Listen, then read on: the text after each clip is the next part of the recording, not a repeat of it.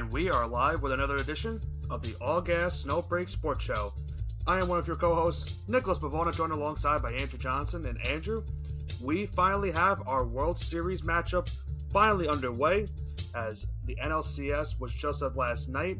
The ALCS wrapped up this past Monday, and we now know our World Series matchup for this year. And for you and I, we could breathe a little bit of a sigh of relief, as after last year's tough World Series that we both had to endure watching two teams that we don't really like whatsoever, we now get a World Series this year that no matter who wins at the end of the day, we can enjoy it. I can enjoy baseball. Feels pretty good. I'm looking forward to this World Series. It's going to be action-packed, and I think America wins no matter what. Yeah, America definitely, well, unless you're a Philly or Astro fan, but that's besides the point. But America does win, in my opinion, as well. I don't disagree with that whatsoever, because we now know our World Series matchup, and we're going to first recap the championship series that went down in the American League and the National League before we look into that World Series preview and give you our pick, not only for the World Series, but who will come out on top as the World Series MVP as well. So, being that as it may, let's start off with the American League Championship Series that wrapped up this past Monday between the Texas Rangers and the Houston Astros. And this was all about the road team in this series for both sides. I don't remember if this was the first time in MLB history that the road team has won every game of the series, but it could be one of or the only time this has happened. Texas goes into Houston, wins all 4 games against the Astros. The Astros did make it interesting. After Texas took a 2-0 lead, they went into Texas. They would take all 3 games in Arlington, including a thrilling Game 5 in which Jose Altuve hits another big-time home run in the 9th inning. And he's done that in his entire postseason career. Unfortunately, I would know that from first-hand experience. And gives the Astros a thrilling win in Game 5. Had everything going in that one, obviously. The Adolis Garcia home run. Then he gets plunked, leading to a Brian Abreu suspension and ejection. But we'll talk about that in a little bit because I know you have some comments about that entire thing. And Texas had to go back to Houston and win 2 straight games to force a Game 7 and move on to the World Series. They got the job done in game number 6. And then we saw it on Monday night. Game number 7 between these two teams with a chance to go to the World Series. And you and I both talked about it. There was a lot going, the way of the Texas Rangers going against them, in my opinion. The Rangers going into this game had Bruce Bochy, their manager, 3-0 in Game 7s. Dusty Baker, 0-7 in Game 7s. So it kind of was saying to yourself, oh, you know what? This is going to be one of those scenarios where, history doesn't repeat itself. It's going to go the Astros' way, and they're going to move on to the World Series once again, and we're all not going to be happy about it. But right from the get-go, the Rangers started off really hot in this one. They got a home run from Corey Seager in the first inning. They would add another 2 runs to it.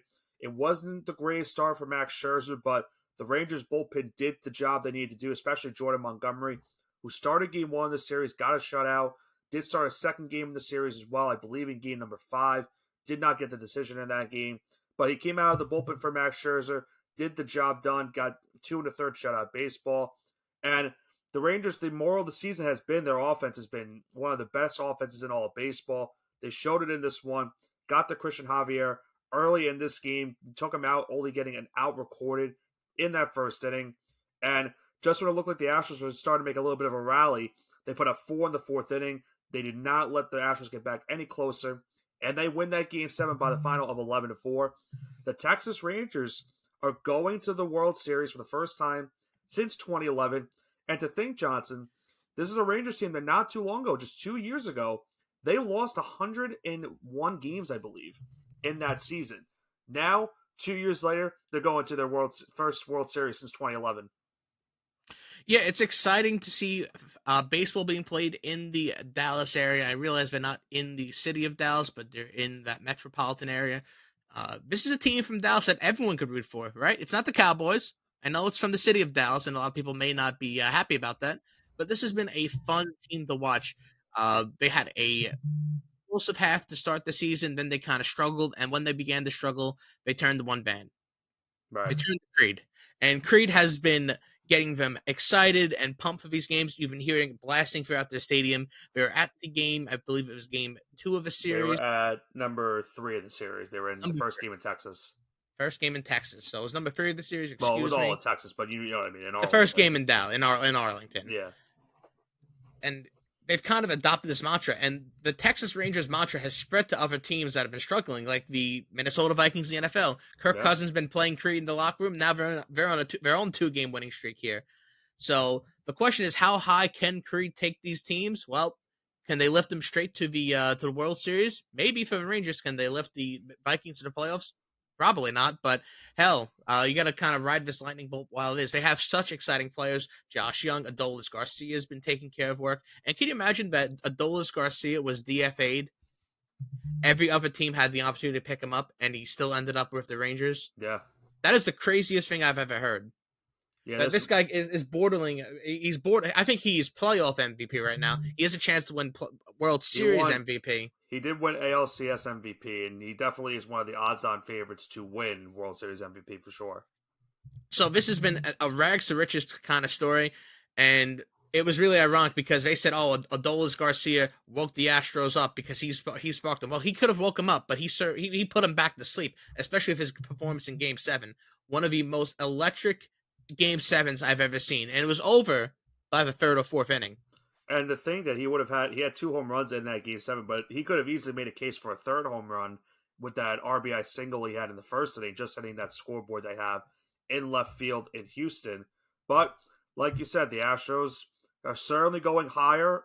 And as Creed says, they're going to a place with golden streets. The Astros are looking for that golden opportunity, or I should say the Rangers, sorry. The Rangers are looking for that golden opportunity to now finally get their first ever World Series championship. They had a chance in 2011. We all remember that World Series with David Freese, one of the better World Series matches we've had in MLB history. Now we'll see if Texas can respond from that. And like I mentioned, 102 losses just 2 years ago. To think that they're now in the World Series, gotta give your hats off to GM Chris Young, the former MLB pitcher who won a World Series with the Kansas City Royals not too long ago. He's now got this chance to give this team their first championship. And if you're a Rangers fan, you got to be excited about how this team is doing right now. Yeah, it's very exciting, and I can't wait to see how far this team will go. But before we move on to the next series, we have to recap here. Do you have anything else to say? Well, the Astros have a lot of interesting notes going into now the offseason because the rumor now is that Dusty Baker has told some people that this was his last season in the MLB, and I'm not really surprised. I kind of had a feeling this might be happening. So now the biggest question for me is now going into the offseason for Houston, where do the Astros now go at manager? Because I'm not sure who they can maybe try to get to be their new manager. Obviously, AJ Hinch is now with the Detroit Tigers. Do you maybe try to poach him, bring him back to Houston? I don't know how, the relationship is with those two parties. But the Astros are going to potentially be looking for a new manager. We don't know if the rumor is true with Dusty Baker, but that has been a rumor going on for the past couple of days. Now we have to see what Houston does. But another interesting note about this World Series, Johnson, with the Astros being defeated in this series, it marks the first time since 2016 that the World Series will not feature either Houston or the Los Angeles Dodgers. So for some baseball fans, that is kind of a breath of fresh air. Yeah, this is going to be very exciting. New teams in here finally. Baseball for the last decade, well, not really the last decade, the last 6 or 7 years, it's kind of felt like a rehash of LeBron Warriors, where either you saw LeBron James or the Golden State Warriors in the NBA Finals. We're kind of reminiscent of that Patriots dynasty in the latter half of the 2010s, where it felt like Tom Brady was in every other Super Bowl. Right. So fans of the sport that are getting sick of seeing these same teams, well, you got your wish. The MLB may have not gotten their wish, and they're having 2 small markets play in these in this World Series. But I can guarantee America's going to be watching. Yeah, it should be an interesting World Series. There was, I heard the thing about the ratings and stuff for this championship series. And listen, when the Yankees played the Mets, it was the same thing. Not a lot of people watched that World Series because it was 2 New York teams. These are obviously 2 Texas teams, so maybe some people weren't watching. I myself, as a baseball fan, was loving every second of it. I think this was a really good series overall. And certainly after Game 5, it brought a lot of fireworks to the final 2 games of the series because there was so much storylines going into it. The Abreu suspension, the Adolis Garcia, crowning achievement moment. Asserting himself as one of the better, one of the top bats in all of baseball because of this series. And the Rangers, they've got to be the odds-on favorite going into this World Series, in my opinion. They're just really playing some good baseball at this current moment of time, and it's the best time to do it because you talked about it. They had their struggles at the end of the season, and there was worry about them going into this playoff matchup. They had to go into Tampa and beat Tampa. They had to go into Baltimore and beat Baltimore, and then they had to go into Houston and beat the Astros. They've started off this postseason 8-0. They have not lost a road game in the entire series. The only thing that I'm worried about them is they have struggled at home, and they're going to be the home team in. They're going to have home field advantage in this World Series, so they need to start getting their act together at home. Otherwise, their NL opponent that we'll talk about in a second is going to be having a good opportunity to win their second ever World Series championship. This is just like everyone drew it up. A 90-win wildcard team hosting the World Series, being visited by an 84-win wildcard team that barely got in by the skin of their teeth. That's how everyone drew it up. And you can make the case that 84-win team only made the playoffs because of Seiya Suzuki dropping that fly ball against the Atlanta Braves. This is giving me such vibes from last year when the Marlins ended up beating the Brewers out and the Phillies snuck in and made the World Series. It's a repeat, just with different teams and different situations. Right. This is the exact same thing that happened last year, just different teams. And you talk about this Philadelphia Phillies. Now let's get into that NLCS matchup. And I know you were very excited last night when this series was going down into Game 7. This is another one where it looked like the Phillies from the get-go were going to control the series. I believe they started off 2 games to nothing they started off? Up 2-0. They were up 2-0. They had to go into Arizona. It looked like they were pretty much going to control this series. The Diamondbacks would take Game 3. It looked like Game 4, the Diamondbacks were going to lose and fall down 3-1. They had a big-time rally to win 6-5 to keep the series going. And I forgot, right, they had the game-winning, the walk-off hit by Ketel Marte in Game number 3, obviously. That made it 2-1. Then a comeback-winning Game number 4. But then the Phillies took Game 5, and that's where everyone said, that's it for Arizona. It's a 3-2 lead for the Phillies. They're going back home, and they've got all the momentum going right now. You got a strong pitching rotation, and Wheeler and Nola and Ranger Suarez has shown some good strides this entire postseason. And they were kind of written off going into that Game number 6. And to the Diamondbacks' credit, Morel Kelly pitched a great game in Game 6, and their bats did just enough work against Aaron Nola to get a 5-1 win, to force a Game 7 last night in Philadelphia. And once again, the Diamondbacks, kind of similar to what they did against the Brewers, Johnson. Remember, we talked about it, in which Brandon Pfaadt was their Game 3 starter in that scenario. He pitched Game 7 for the Diamondbacks. He didn't do pretty bad, I would say. 4 innings, allowed just 2 earned runs, 7 strikeouts. But once again, the story for Arizona this entire postseason has been their bullpen. A great job finishing the rest of this game. 5 shutout innings, only allowing 1 hit and 2 walks. And they did just enough to hold on and beat the Phillies in that Game 7 by the final of 4-2. They are now going to their first World Series since 2001, the year that they beat the New York Yankees in Game 7. That still stings to me. Anyway, they are also going from 100 losses to a World Series berth in 2 years. Think about this. 2 years ago, the same year that the Rangers lost 102 games, the Diamondbacks lost 110. And to go from 110 losses to now a World Series berth, hats off to this entire Diamondbacks organization, considering that they were the last team into the playoffs, now 4 wins away from their second World Series championship. I'm going to start off saying I wish I bet Rangers Diamondbacks at the beginning of the divisional round, because that's what I've had for the last month and a half now. Ever since the Marlins were eliminated in late September, early October, I've had this series penciled in since the beginning. Even though both these teams had minimal chances of making, I knew that they had not the star power, but the pure stats from a Moneyball perspective, that they added guys that get on base.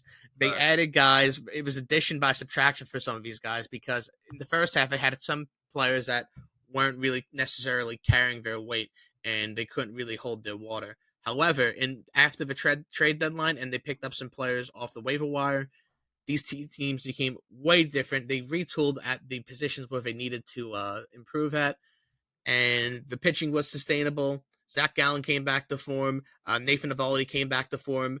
So they had perfect. I don't want to say perfect slumps because it's never good to be in a slump, but they had a slump in the ideal time of the season. Because man, it'd be really sour if they had that slump right around now. Yeah, it's kind of funny. The Diamondbacks and the Rangers both had the same scenario happen for them in September.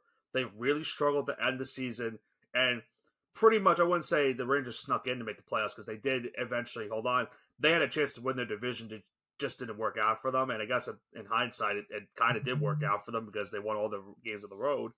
But for the Diamondbacks, like I mentioned a couple minutes ago, if not for a Seiya Suzuki dropped fly ball catch against the Braves, the Cubs would probably be that last team into the playoffs. And the Cubs ended up choking and missing the entire thing. And the Diamondbacks took advantage and they were able to get into this postseason. And they've had a lot of instances this postseason in which they've had to come back and win their entire series.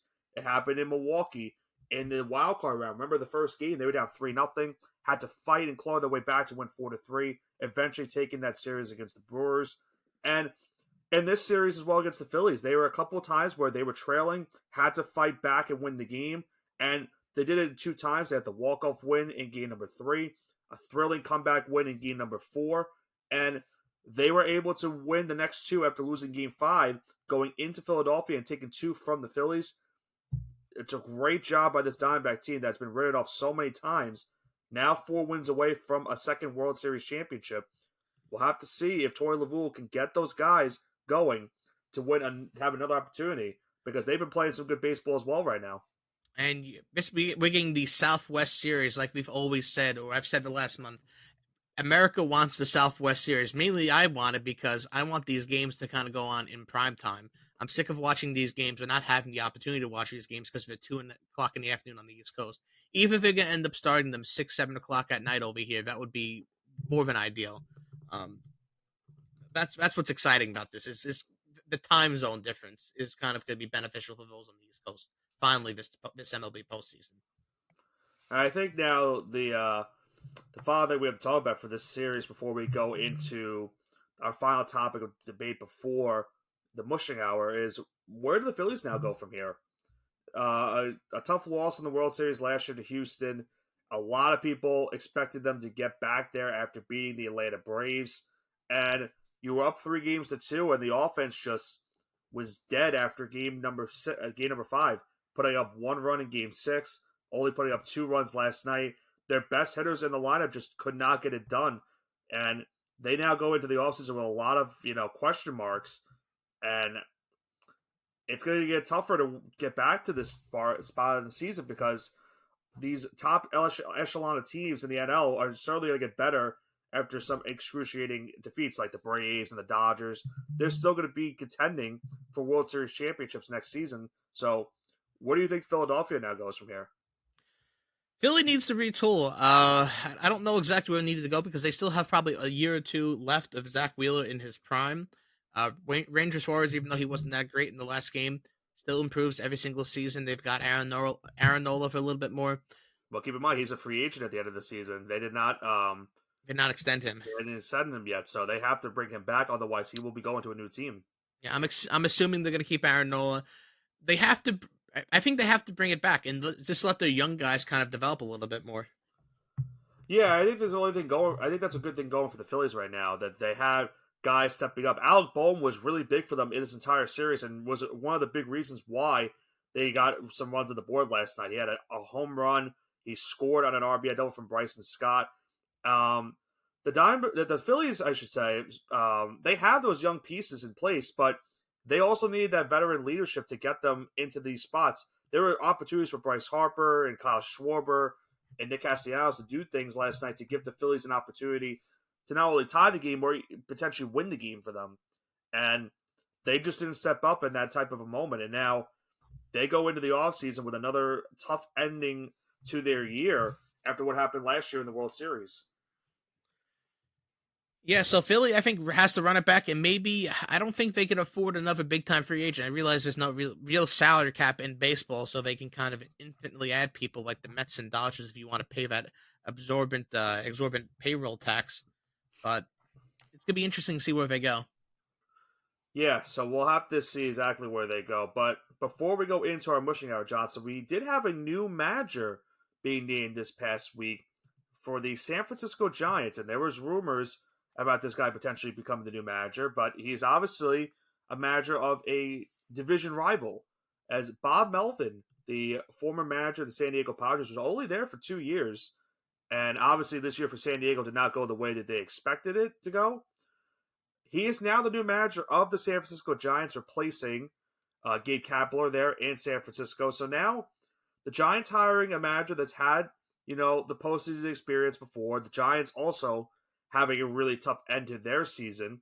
He also is familiar with winning a World Series, as he did win a World Championship with the Arizona Diamondbacks. So I'm wondering, in your case, does this move help the Giants in the grand scheme of things get back to where they're hoping to be next season? Or do you think it's going to kind of be like a thing where with San Diego, where there's a lot of expectations for you and your ball club, and then it just kind of falters at the end for you, and you're trying to play to your playoff lives in the last week of the season, but it's just a little bit too late? So Bob Melvin's the guy that you bring in to write your franchise, not to kind of bring him to the promised land. Does that make sense? Right. I think he's a guy that has success in reviving ball clubs, making them better, but not really bringing them over the hump. So he did it in Oakland for many years on a shoestring budget where he made them competitive, at least make the divisional series sometimes, maybe make a wild card. San Diego, they were just injured. They got hot too late in the season. To be honest with you, if San Diego gets a little bit, if they get hot 2 weeks earlier in the season, he's probably still there right They now. probably make the playoffs. Yeah, so he's probably still there. So this is great. I think it's great for San Francisco. He's a good manager. He's not a great manager, but I think he'll right the ship over there and maybe get them to the playoffs. But after that all is said and done, he writes them to the playoffs. He may be let go again because he's had a problem getting over the hump.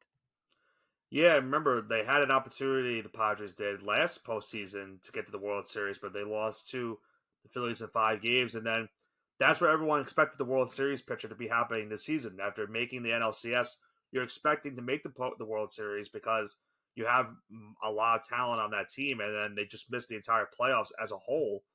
And now you're going to a Giants team that right now is looking for some help because they're also in the same spot where they were hoping. Because remember, a couple years ago, this Giants team had the best record in all the National League, and then the last 2 years they've missed the entire postseason. So now they're looking for some help. They're trying to also get younger at the same time because they've had a lot of aging vets. Now they're getting rid of them, and they're trying to get better in the grand scheme of things. So I'm curious to see if Bob Melvin can mend the ship and get this Giants team back in to the postseason. And I think with that being said, that brings us into the mushing hour. Oh, it does. The final mushing hour of the MLB season, Johnson. Right, and we have a good one. Only matchup we have: Diamondbacks and Rangers. We've kind of talked about these teams a lot, and I don't think there's much to be said rather than just give our predictions. So, Nick, I could start it off, or I could defer to you. If you want to start it off, go right for it. Give me Rangers 4-2. Okay. I've said if the Marlins weren't going to win it, I would want the Diamondbacks to go there in their place, and if the Marlins weren't going to win it, give it to the Rangers. So I'm all in on the Rangers. I don't think Adolis Garcia is going to continue his postseason streak. It would be crazy if he wins World Series MVP, which I believe is our next part of this. I can also give that at the same time if you want. Yeah, go for it. But I'm going to say Josh Young. Josh Okay. Young is having a fantastic postseason. I think he's been probably the second or third best player on that Rangers team throughout this postseason. And this is where he's going to make his name. He's 25 years old. He's been terrific. He's a native son of the state from San Antonio. Went to Texas Tech for college, and he's still playing in the state of Texas. This has the writings of a Hallmark movie written all over it. So give me the storybook ending. Give me the Rangers winning the World Series against the Diamondbacks 4-2. Josh Young MVP. Okay. So you have the Texas Rangers winning their first ever World Series championship. Yes, sir. I don't disagree with it at all because I've been on the Rangers bandwagon, and from a Yankee fan perspective, how can you not love what the Rangers have done for this postseason for you? Obviously, the Yankees had a terrible season, but look what the Rangers have done for the postseason for Yankee fans. They've eliminated our arch rival in Tampa Bay. They beat a division member in the Orioles. I don't really hate the Orioles, so I wouldn't say they're a rival, but give it a time, they probably will be. And then they beat a team that Yankee fans have hated for a couple years now in the Houston Astros. To beat those three teams, you have to have loved what Houston has done for what Texas has done for you in this postseason. And I think for me, going up against this Diamondbacks team, it's going to create a different kind of meeting of the two minds in which the Diamondbacks pitching has been a big reason why they've gotten into this spot right now. And the Rangers offense is a big reason why they have gotten to this spot right now in the season. So it's going to come down to, is the Rangers offense better than this Diamondbacks pitching staff, or can the Diamondbacks pitching staff slow down the Rangers bats? No one's really been able to do it all season, and I don't think that it's going to stop anytime soon. I got the Texas Rangers winning this 1-5. I think the Diamondbacks have had a great, story. This has been a Cinderella year. If they can win the World Series, that would be unbelievable considering all the stuff that went against them for most of the year. But Texas on paper, I just think, is so much better of a team than this Diamondbacks team. And it's no discredit to Arizona. They've had a really good year. They should be, commemorated for what they've done this season. But you look at all the Rangers offensive numbers this season. It's been unbelievable. And then you add to the factor that they've had some good pitching as well. Nate Eovaldi's been their ace. They have Jordan Montgomery. He's been pitching really good this postseason. Max Scherzer has been on and off this postseason, but he's only made 2 starts since returning from his injury. So you would think with another start or 2 in this World Series, he'll get better as time goes along. The only thing for the Rangers that's got to be concerning is their bullpen going to play up to par? They were very Jekyll and Hyde in that series with the Astros. I think they mend their ship and get it done in this World Series. I will take the Texas Rangers in 5. And for World Series MVP, it's a tough one because you could go with an obvious Adolis if you're Texas. Corey Seager did it not too long ago with the Dodgers, you remember, in 2020. I think he is right now the odds-on favorite to win World Series MVP. But I think it's going to be a guy that hasn't really made a big impact right now currently for the Rangers. And I think you saw a little bit of his impact in the final 2 games of the series against Houston. I think Marcus Semien is going to be World Series MVP. I don't hate that pick. If you remember correctly, he was one of the first guys Chris Young got to, make this whole rebuild for the Rangers. He signed him away from the Toronto Blue Jays, gave him a lot of money, and he was one of the first guys with Corey Seager to make sure this Rangers team gets to this spot in the next couple of years. And obviously now they're in this spot. Semien hasn't really had the best postseason. He's been very on and off. But in the final 2 games of the ALCS, he started to pick it up, just like Corey Seager did. I think he's going to start to realize I'm getting a little bit hot right now. I'm heading at the the best time in the season. I think Semien wins World Series MVP and helps Texas win their first World Series championship. But knowing our luck, Johnson, the Diamondbacks will be laughing in our face just like they are laughing at Mad Dog Russo, and maybe they'll be forcing us maybe forcing us to retire as well. Yeah, that would be something. I mean, listen, whoever wins this series, I will be pretty content with. I have no beef with the Rangers or Diamondbacks. I'm just excited to watch good baseball, and I'm going to wish both franchises the best of luck. Yeah, if you're a Yankee or Met fan, or in your case a Marlins fan as well, you can't be not happy about how this World Series, how this entire playoff format has gone, and now I feel like even if you're in the AL West, you're not that mad unless you're a Houston Astros fan. Like if you're an Angels fan, you're not that mad. And if you're like an Athletics fan, you're not mad. Well, a Seattle fan, you're not really mad about because the Rangers are just. It's a very likable team. It's a franchise that doesn't really have that many. I think you would be memorable jealous. Postseason moments.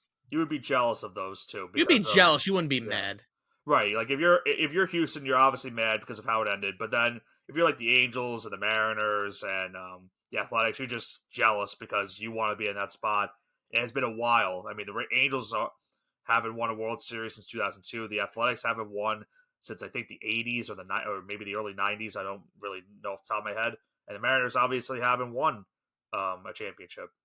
So it's been a while for those teams, and I don't think they would be mad about it, but at the same time, they wouldn't be, they still would like to be there in that spot at the end of the season. So, absolutely, we'll have to see what goes on. But Overall, Johnson, before we wrap up today's show, is there anything you would like to add before we wrap this one up?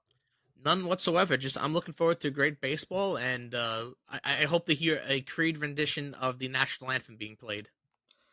It'd be cool if Creed was there to perform in one of the games. They did that with Jay Z in a couple in the 2009 Yankee World Series. They had him perform in one of the pre games before they played a game. I don't remember what game that was, but they could do Can that. happen again with Creed. It So could let's happen hope. again with I hope it Creed. happens. And we'll definitely be watching all along this entire World Series matchup. As once it wraps up, we will recap the World Series, and then we will give our early predictions maybe for the World Series for next season.